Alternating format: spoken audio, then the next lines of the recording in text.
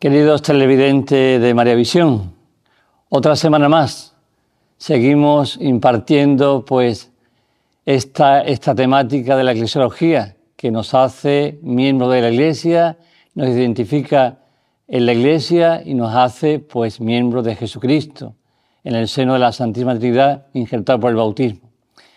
Hoy tenemos una especial mención y noticia del Sumo Pontífice que ha sido elegido en este cónclave tan importante como todos los cónclaves para la historia de la salvación y de la Iglesia.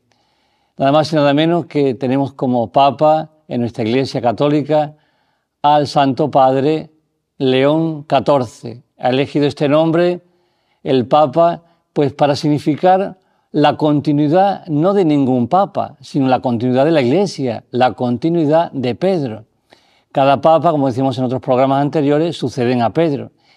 Y el Papa León XIV no va a suceder, no va a seguir ninguna línea ni nada, va a seguir la línea de la Iglesia de Jesucristo, continuando su evangelización, continuando su fecundidad y dándole, por supuesto, en nombre de Pedro y la roca de Pedro, fundada la Iglesia, va a hacer fructificar y va a hacer continuar a la Iglesia hasta el último día de su pontificado, para que el próximo pontífice también haga continuar la Iglesia en la sucesión de Pedro.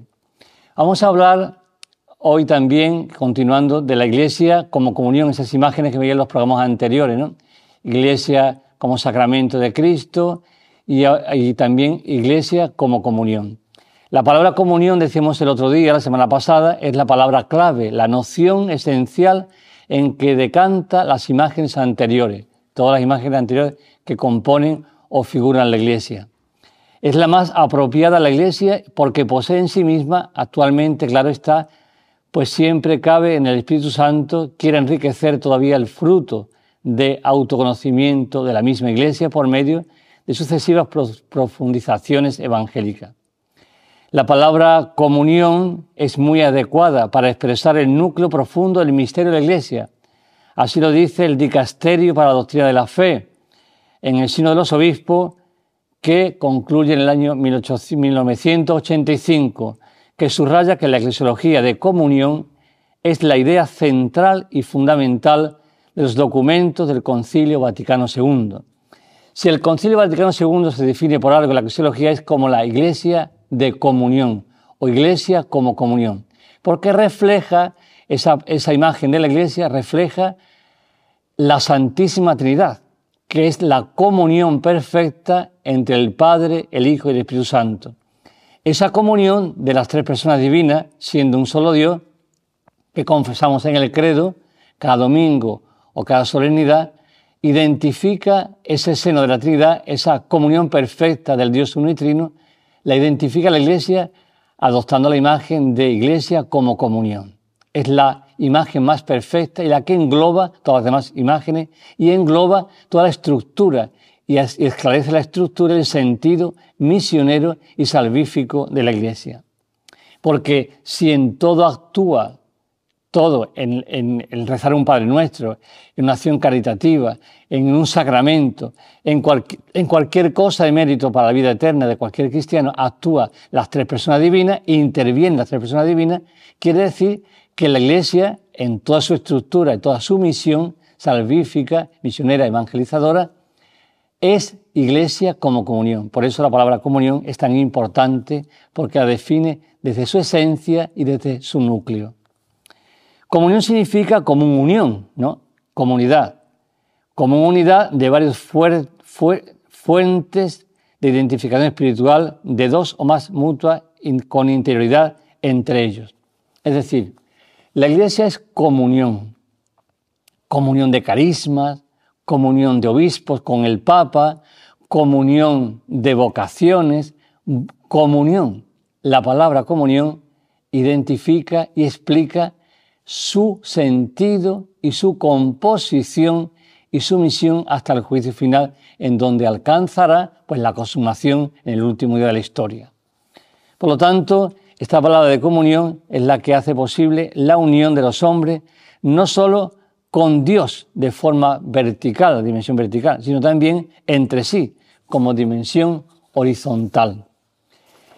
Si nosotros estamos unidos, todos los cristianos, el Papa, los obispos, cardenales, religiosos, sacerdotes, laicos, estamos unidos por un sacramento que es el bautismo, haciéndonos hijos de Dios.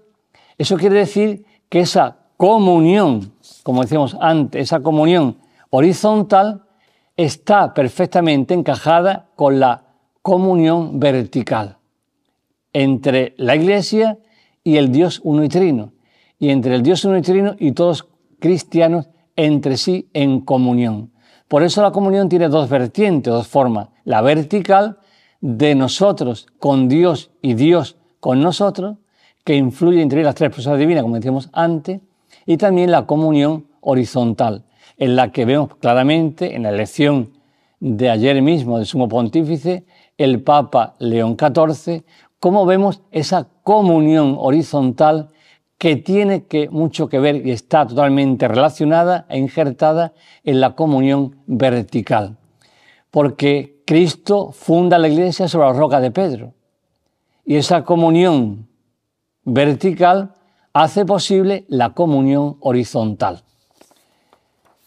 La comunión alcanza a todos los elementos de la Iglesia, por supuesto, a cada rincón, a cada persona, a cada misión, a cada parte de la estructura que forma espiritual y humana la Iglesia, a su cabeza, con Cristo y con la Santísima Trinidad. En su realidad invisible es comunión de cada hombre con el Padre por Cristo en el Espíritu Santo, la comunión vertical, y con todos los demás hombres copartícipe de la naturaleza divina, de la pasión de Cristo, de la misma fe, del mismo Espíritu. En la Iglesia, sobre la tierra, existe una íntima relación entre esta comunión invisible y la comunión visible, en la doctrina de los apóstoles, en los sacramentos y en el orden jerárquico. Por lo tanto, esta comunión vertical-horizontal tiene una doble dimensión, humana e invisible. La humana es la estructura visible que vemos y la invisible es la vida de la gracia, que actúa con su eficacia permanente y operante en la Iglesia hasta la consumación de los tiempos en el día de la parusía final. Todos estos aspectos que dio usted televidente de María Visión de la comunión eclesial pueden desglosarse en otros más específicos. Y ahora vemos a cuánto alcanza la comunión, no solamente de la Iglesia peregrina, sino de la Iglesia del cielo y de la Iglesia del purgatorio. Una sola Iglesia en la que se da la comunión horizontal y la comunión vertical. Y dice que conviene señalar aquí tres de ellos. La comunión, primero, de los santos, es decir, la intercomunicación de bienes salvíficos entre los fieles de la tierra y también con los del cielo y los del purgatorio. Es decir, los santos, existe un dogma que es la comunión de los santos, en la que la Santísima Virgen María es reina de todos los santos. Por medio de ella, que es la Santísima Virgen, la más santa, la más plena, la que tiene y posee la plenitud de la gracia y encabeza y aglutina la comunión de todos los santos, siendo ella, diríamos en cierta manera, con palabras humanas, ella es la cabeza en el sentido de la comunión de los santos, porque es la persona humana, Cristo es persona divina, aunque es la cabeza de la Iglesia, por supuesto, por antonomasia y la única cabeza que sostiene a la Iglesia hasta el juicio final como cabeza del cuerpo místico de la Iglesia. Pero la Virgen María es persona humana. Esta persona humana, que es una mujer como otra persona, como cualquier mujer, la misma naturaleza de un hombre cualquiera, la genética de un hombre, la mente de un hombre, el alma de una persona humana, pero aun siendo Inmaculada Concepción y Madre de Dios. La Virgen es la que, al ser la reina de todos los santos, hace posible esa perfecta comunión de los santos, que como dice esta epígrafe que estamos desarrollando y hablando, lo que hace es una intercomunicación de los bienes que ellos hicieron y ganaron para la gloria y honra de Dios, que son las obras suyas de santidad que le merecieron la proclamación de santos y de mártires en la Iglesia aquí en la tierra, al ser beatificados y canonizados a lo largo de los siglos hasta el día de hoy. Esa intercomunicación de bienes, que es permanente y operante en la Iglesia, hace que también sea una comunión de bienes de la santidad de estos hijos de la Iglesia con la Virgen María, que alcanza al purgatorio y que alcanza a la Iglesia peregrina. Por eso, la comunión de los santos no solamente interfiere y está en el sentido propio del lugar teológico en el cielo, y desde el cielo, desde el lugar teológico, desde el lugar existencial y eterno, lo que hace es que esa intercomunicación de bienes también beneficie, enaltezca y fecunde a la Iglesia peregrina y a la Iglesia del purgatorio. Por lo tanto, esta forma de comunión que vemos en los santos es la máxima expresión de esta imagen de la Iglesia, Iglesia como comunión. ¿Qué hace un santo, por ejemplo, para que me entendáis, queridos televidentes, María Visión? Cuando tú le pides cualquier favor, cualquier gracia, cualquier intención a los santos, a un santo cualquiera, a Santa Ángela de la Cruz, a San Benito Abad, al Beato Papa Pío IX, a cualquier santo que tú le pidas, ¿qué hace el santo? El santo ruega. El santo ruega. Ruega, ¿y cómo ruega? En tu favor. Primero, él conoce si lo que tú le pides, por esa comunión que tiene, ese sentido, esa posesión de la santidad, que es verdadera coinonía con la sabiduría de Dios y con la voluntad de Dios, conoce si es voluntad de Dios o no es voluntad de Dios. Lo sabe perfectamente cuando tú se la estás pidiendo. Si no coincide con la voluntad de Dios, es la que hace es purificarla, es decir, inclinarte y hacerte caminar hacia esa petición más perfecta y más, si puede ser y cabe, que coincida con la voluntad de Dios. Si coincide con la voluntad de Dios, lo que hace es presentar, los santos presentan sus méritos. Ellos presentan sus méritos permanentemente operantes ante el trono de la gracia para decirle a Dios y ofrecerle a Dios sus bienes de santidad, sus actos de santidad, para que a ti te concedan el favor que has pedido y que en este caso coincide con la voluntad de Dios. De todas formas, el favor no lo concede el santo, la gracia no lo concede el santo, los milagros no lo concede el santo. Es decir, las cosas que tú le pides a un santo o a los santos no son ellos quienes las conceden, ellos ruegan e interceden con ese intercambio de bienes, la comunión de los santos ante el trono de gracia. Quien lo concede es Jesucristo. Jesucristo es la fuente y el origen de la comunión de los santos, porque es el Redentor, es el que nos glorificará el último día por la resurrección misma de su cuerpo glorioso, que el Padre así lo predijo y lo ha destinado para Él y en Él, para toda la humanidad que crea en Cristo y por la fe alcance la bienaventuranza aquí en la tierra y en el cielo. Quien concede las gracias a través de la comunión de los santos, de uno o de varios, es Jesucristo. Siempre es Jesucristo. La única que no tiene que, en el sentido propio, que rogar, como vemos en la boda de Caná, es la Santísima Virgen María. Ella no necesita de rogar ni de pedir en el sentido de implorar con insistencia. Es simplemente lo que piensa, se concede al instante. Lo que ella desea, se concede al instante. Porque la Virgen es la que tiene la mayor comunión en plenitud con la Santísima Trinidad. ¿Por qué? ¿Y de dónde le viene? Porque la Virgen es la hija predilecta del Padre. La Virgen es la madre del Hijo de Dios. Y la Virgen es la esposa única del Espíritu Santo. Esa comunión que nadie la puede tener, tan perfecta, comunión perfecta y sublime, en plenitud, solamente la tiene la Santísima Virgen María. Ningún santo alcanza esa plenitud, ni roza, por supuesto, esa perfección de la plenitud máxima en la Iglesia del cielo, de la tierra del purgatorio. Solamente la Virgen María, por tener ese encargo, esa elección, esa predilección del Padre para ser la madre del Hijo, de Jesucristo, y para ser la esposa del Espíritu Santo, la que engendra y fecunda a la Virgen María, su vientre virginal, para dar a luz la salvación y parir la salvación del mundo entero, que es Jesucristo el Señor.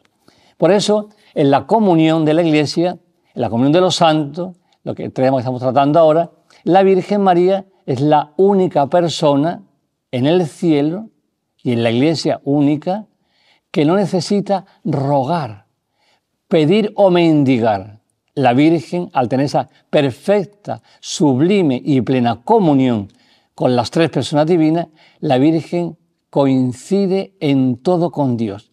Y Dios coincide en todo con lo que la madre, su hija, su esposa, piensa y desea.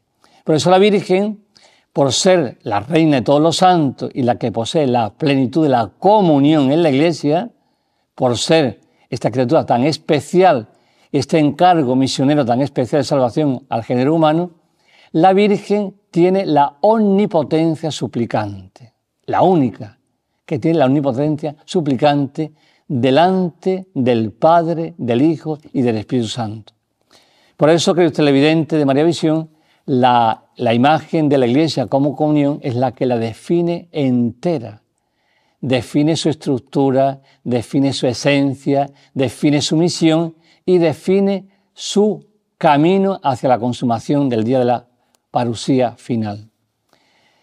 Otra nota es la siguiente, la segunda, la comunión orgánica, caracterizada por la complementariedad de las diversas vocaciones y condiciones de la vida, ministerios, carismas y responsabilidades que se dan en la Iglesia.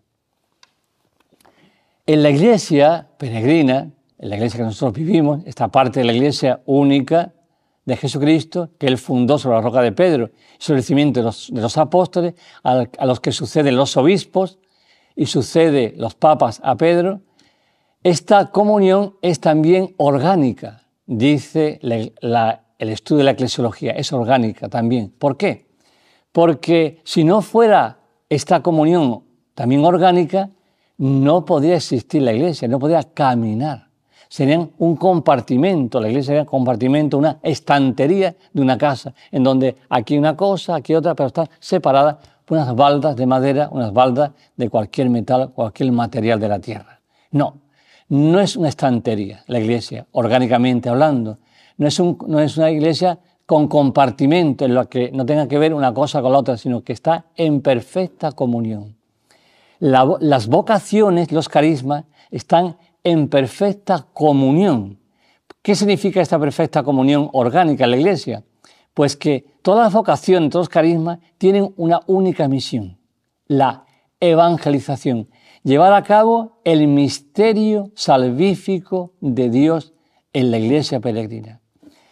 Todo carisma, por ejemplo, ahora el Papa León XIV era agustino, ya el Papa no es agustino, ya es el Papa, ya ni es agustino, ni el que era de otra carisma era tampoco ni franciscano, ni era jesuita, no, el Papa cuando es elegido ya no es de ningún carisma, es el pontífice de la Iglesia. Y ya se puede decir lo mejor, pues era agustino, era el prior de los agustinos, era misionero en tal sitio, fue obispo, sí, pero fue. Ahora ya no es agustino, ya no es nada, ahora es el Papa. Ahí se ve cómo la plena comunión orgánica, la comunión orgánica de la Iglesia.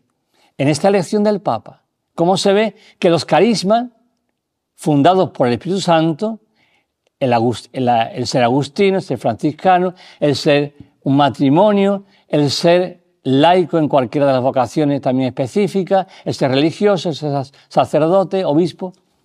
Ya cuando la persona es elegida pontífice o elegida obispo, ya deja de ser los anteriores carismas, ya es solamente, y ahí se ve la comunión orgánica, cómo todos los carismas tienen un mismo fin, el servicio a la Iglesia para llevar a cabo la comunión de la Iglesia y para llevar a cabo la misión salvífica, la evangelización de la Iglesia.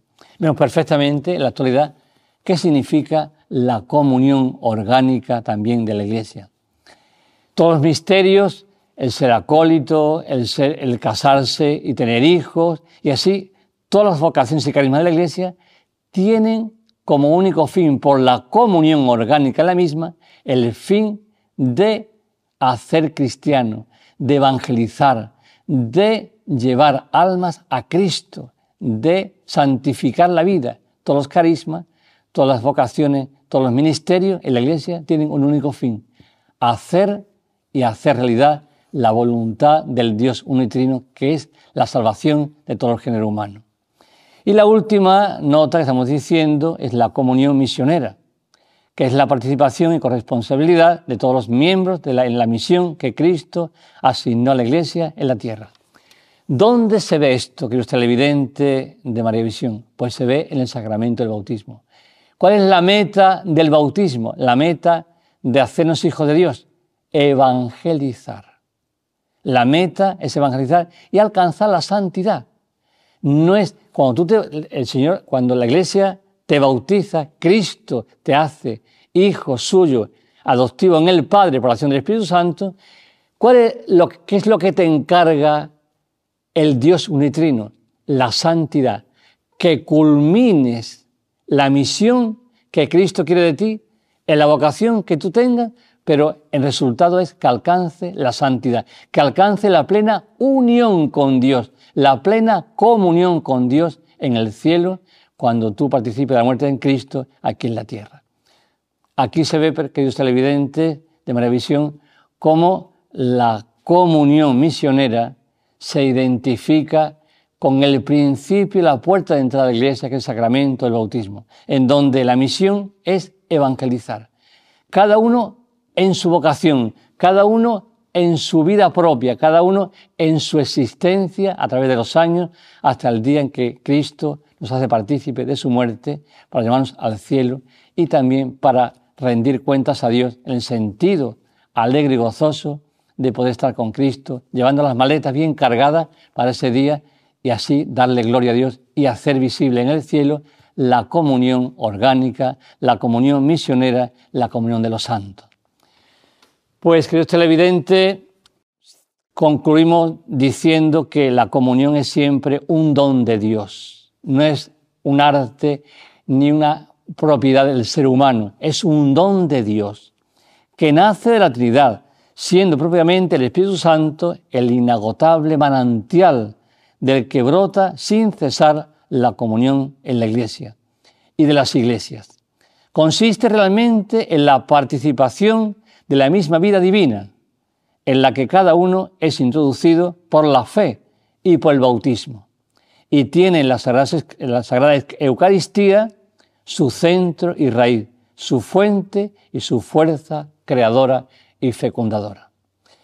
Que Dios conceda, pues, una semana santa, fructífera, y que cada día recemos, que acompañe nuestra oración cada día, no de vez en cuando, cada día, que acompañe nuestra oración sencilla, pero grande e importante delante de Dios, a este Papa nuevo, al Sumo Pontífice, al Santo Padre León XIV, para que nuestra oración también sea partícipe de sus decisiones, para que nuestra oración también participe en sus ejecuciones, para que nuestras oraciones participe en la sucesión de este nuevo Papa León XIV, que sucede a Pedro, donde Cristo funda la Iglesia y el Papa León XIII la hace continuar en ese pontificado, gobernando y rigiendo el ministerio petrino. Os doy la bendición. Y la bendición de Dios Todopoderoso, Padre, Hijo y Espíritu Santo, descienda sobre vosotros y os acompañe siempre. Amén.